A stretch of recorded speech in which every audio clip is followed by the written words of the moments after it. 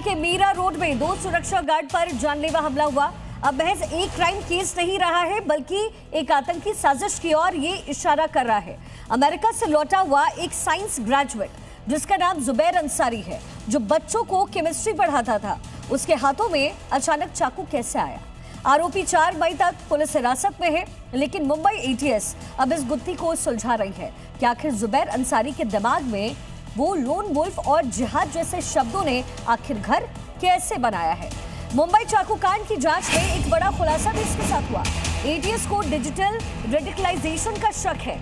आरोपी के पास से मिली आईएसआईएस से जुड़ी हुई सामग्री, संदिग्ध नोट्स में लोन वुल्फ और जिहाद जैसे शब्द मेंशन है, जिसके बाद सवाल उठ रहे हैं कि आखिर ये कनेक्ट कैसे है। एटीएस इस पूरे मामले को खंगाल रही है, पूरे मामले की जांच पड़ताल कर रही है। एटीएस को आईएसआईएस से जुड़े हुए ये पूरे कनेक्शंस नजर आ रहे हैं। तो मुंबई में मजहब पूछ करके मारा गया है। एटीएस इस पूरे मामले को लेकर के अब कार्रवाई कर रही है, डिटेल खंगालने की कोशिश हो रही है। 4 मई तक पुलिस कस्टडी में जुबैर है, लेकिन एक पढ़ा लिखा व्यक्ति आखिर किस तरीके से इसमें इन्वॉल्व हुआ, आईएसआईएस के साथ उस व्यक्ति का क्या कनेक्शन है, इसे तलाशने की कोशिश एटीएस द्वारा की जा रही है।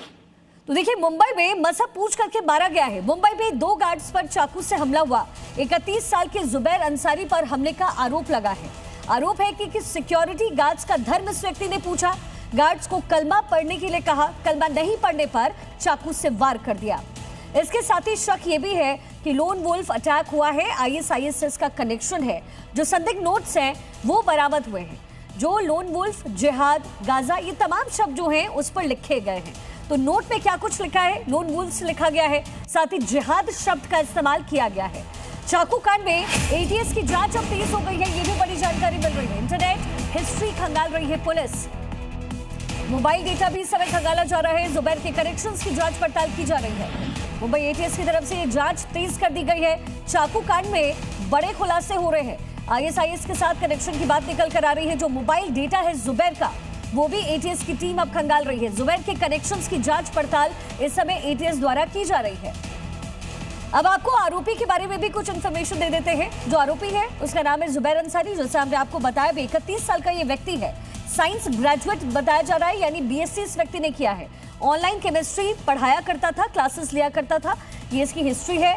साथ ही अमेरिका में इसका परिवार रहता है, खुद भी ये वहीं रहता था और अब इसकी वापसी हुई है, जहां पर इसने मजहब पूछ करके चाकू मारा है।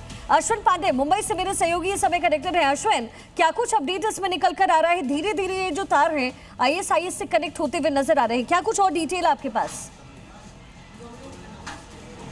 जी देखिए, आपको बता दें कि इस पूरे मामले में जब आरोपी से पूछताछ करनी शुरू हुई थी, तब पुलिस को लगा कि ये पूरी तरह से रेडिकलाइज है और किसी आतंकी संगठन से जुड़ा हुआ हो सकता है। और ये हमला हुआ है, ये लोन वुल्फ अटैक जो एक तरह से देखा जा रहा है। आपको बता दें कि वो इस एक इमारत है अस्मिता रेजेंसी, उसके कमरा नंबर 304 में ये आरोपी रहता था। और इस कमरे में बीती रात ही पुलिस पहुँची थी और उन्होंने तमाम छानबीन करी। यहाँ पर इस कमरे पर फिलहाल सील लगा दिया गया है। अब देखिए, नया नगर का पुलिस स्टेशन है, उसके हद में घटना हुई है। यहाँ पे बाकायदा सील लगाया गया है, पुलिस अधिकारी की साइन है। जुबैर अंसारी, जैब जुबैर अंसारी, इस आरोपी की भी साइन है। पूरी घटना की जब यहाँ पे छानबीन चल रही थी उस दौरान पुलिस पहुंची थी। बने रहिएगा, एक और जरा डिटेल अपने दर्शकों तक पहुंचा देते हैं। देखिए, मुंबई में 2 गार्ड्स पर चाकू से सीधा अटैक किया गया है। 31 साल के जुबैर अंसारी पर हमले का गंभीर आरोप है। सिक्योरिटी गार्ड्स का पहले धर्म पूछा, गार्ड्स को कलमा पढ़ने के लिए प्रेशराइज किया, कलमा नहीं पढ़ने पर चाकू से इस व्यक्ति ने हमला कर दिया। शक है लोन वुल्फ अटैक का, आईएसआईएस से इसकी डायरेक्ट कनेक्शन निकलते नजर आ रहे हैं। और जो संदिग्ध नोट्स इसके पास से बरामद हुए हैं उसमें आईएसआईएस, लोन वुल्फ, जिहाद, गाजा, ये तमाम शब्द लिखे गए हैं।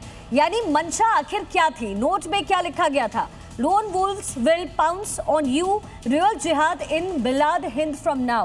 एटीएस की जांच डिजिटल रेडिकलाइजेशन की ओर इशारा कर रही है। इंटरनेट ब्राउजिंग हिस्ट्री खंगाले जा रहे हैं, मोबाइल डेटा चेक किए जा रहे हैं और आईएसआईएस से इस व्यक्ति का यानी जुबैर का क्या कनेक्शन है, वो इस समय एटीएस अपने जांच पड़ताल में पता लगाने की कोशिश कर रही है। अश्विन पांडे मेरे सहयोगी समय ग्राउंड जीरो पर है। अश्विन, आप अपनी बात भी पूरी कीजिएगा और जो जाहिर जो दस्तावेज आपने दिखाया इसमें इस समय हिरासत में ये व्यक्ति लिया गया है, लेकिन अमेरिका से यहाँ पहुंचना क्या डायरेक्टली इन्वॉल्वमेंट आईएसआईएस और पाकिस्तान से इस व्यक्ति का दिख रहा है?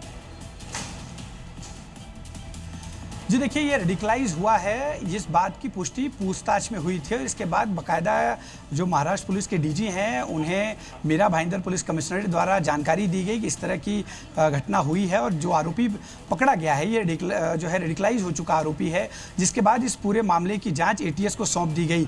जैब जुबैर अंसारी से पूछताछ में पता चला कि एक लंबे समय तक अमेरिका में रहा, वहाँ पर ये नौकरी करता था। लॉकडाउन के दौरान ये हिंदुस्तान लौट आया और फिर अबू धाबी में कुछ लोगों को ये क्लासेस लेता था ऑनलाइन। हालांकि ऑनलाइन क्लासेस केमिस्ट्री की लेता था, ये पता चला है। आप लगातार खबर पर नजर बनाकर रखिए।